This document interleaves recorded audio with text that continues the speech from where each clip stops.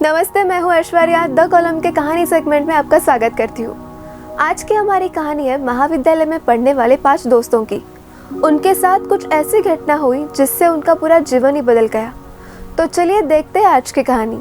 कहानी का नाम भूतिया पहाड़। मुंबई में रहने वाली प्रिया ने अपने दोस्तों के साथ यानी रवि, साहिल, सिमरन और विजय के साथ शिमला जाने का प्लान बनाया था।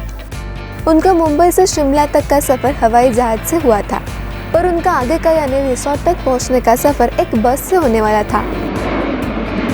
हवाई अड्डे से बाहर आते ही उनकी निश्चित की गई बस उनका इंतजार कर रही थी। तभी कुछ शाम के 5 बज गए थे। उनका बस का सफर शुरू हो गया। अपने दोस्तों के साथ सब मजे करते और शिमला की खूबसूरती निहारते हुए वो सब बस से जा रहे थे।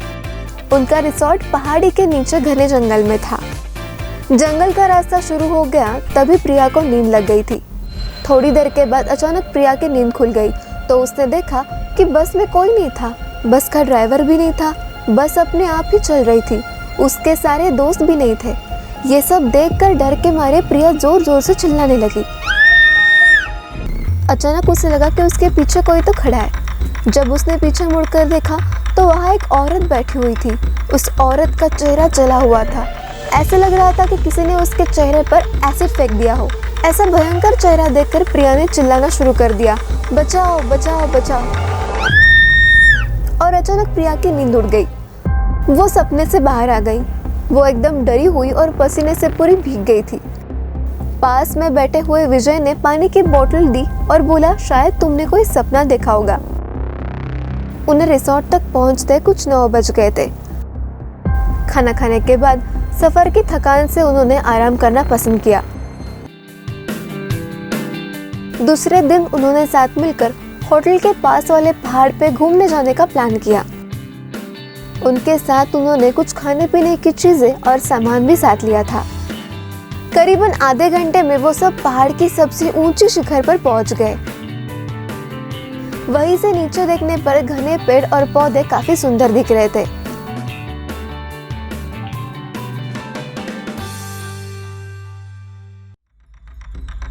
अचानक साहिल चौंक गया और बोला, नीचे देखो, कोई तो खड़ा है।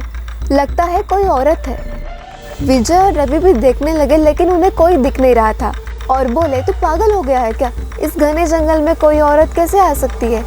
तुम्हें शायद कोई भ्रम हुआ होगा। उसके बाद वो सब खुली जगह पर चले गए। उन्होंने अच्छे से वक्त बिताया, बहुत मजे किए। रात होने वाली थी इसलिए उन सब ने पहाड़ पर ही रुकने का निर्णय लिया। इसीलिए उन सब ने वहाँ पर टेंट लगाया और खाने पीने के लिए सामान बाहर निकाला। प्रिया की बैग टेंट के बाहर ही रह गई थी, इसलिए प्रिया वो लेने के लिए बाहर गई तो वहाँ पर उसे किसी की आवाज़ सुनाई दी। प्रिया ने उस आवाज़ की ओर अपनी नज़र घुमाई तो देखा कि सामने से कोई 3 आदमी आ रहे थे। उनके हाथ में धारदार हथियार देखकर प्रिया डर गई। उसने अपने दोस्तों से भी ये बात की लेकिन कोई उसकी बात पर विश्वास नहीं कर रहे थे। प्रिया चिल्लाकर बोली, अब सब पागल हो गए हो क्या? कोई भी मेरी बातों पर भरोसा नहीं कर रहा है। चलिए मेरे साथ बाहर, मैं आपको बताती हूँ। वो सभी बाहर आके शिखर की ऊंचाई से नीचे देखने लगे।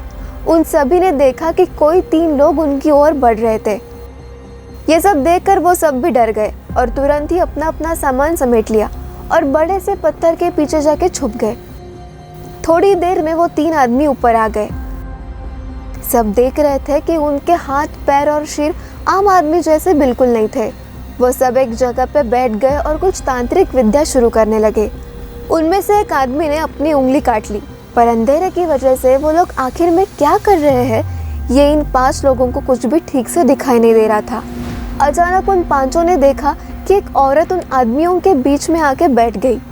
कोई नहीं जान पाया कि आखिर वो औरत वहाँ पे पहुँची कैसे। प्रिया ने कहा, मुझे कुछ समझ में नहीं आ रहा है, आखिर ये सब क्या हो रहा है? सिमरन ने कहा, मुझे बहुत डर लग रहा है। वहीं पे अचानक उस औरत ने अपनी उंगली उठाई और हमारी तरफ इशारा करने लगी। हम सब डर गए। वो तीनों उस औरत को छोड़कर हमारी ओर बढ़ने लगे। हम सब पहाड़ी से नीचे होटल की ओर दौड़ने लगे। हमारी आवाज़ सुनकर वो तीनों भी हमारे पीछे दौड़ने लगे। प्रिया, साहिल, रवि सबसे आगे थे और विजय, सिमरन उनके पीछे दौड़ रहे थे। प्रिया, साहिल और रवि होटल तक पहुंच गए लेकिन सिमरन और विजय का कोई पता नहीं चला था। उन्होंने होटल वालों को सब कुछ बताया। तब होटल वालों ने कहा उस पहाड़ पे कोई नहीं जाता क्योंकि वो पहाड़ भूतिया है, जो भी वहाँ जाता है वो कभी वापस नहीं आ पाता है। आपकी किस्मत अच्छी है कि आप तीनों भी जिंदा है, आप मरते मरते बच गए हो। लेकिन उनके दोस्त सिमरन और विजय कभी भी वापस लौट नहीं आए। उन्हें ढूंढने की बहुत कोशिश की, पुलिस कंप्लेंट भी करवाई, लेकिन कोई फर्क नहीं पड़ा। उन दोनों में से कोई भी लौट के वापस नहीं आ पाया। उन दोनों के साथ आखिर में क्या हुआ, ये एक राज ही रह गया। पर उनके दोस्त प्रिया, साहिल और रवि को इस प्रकार का बहुत बड़ा सदमा लगा। उनमें से किसी ने भी ऐसा कुछ होगा ये कभी सोचा भी नहीं था। वो दोनों कहाँ गायब हो गए, ये अभी तक राज ही रह गया।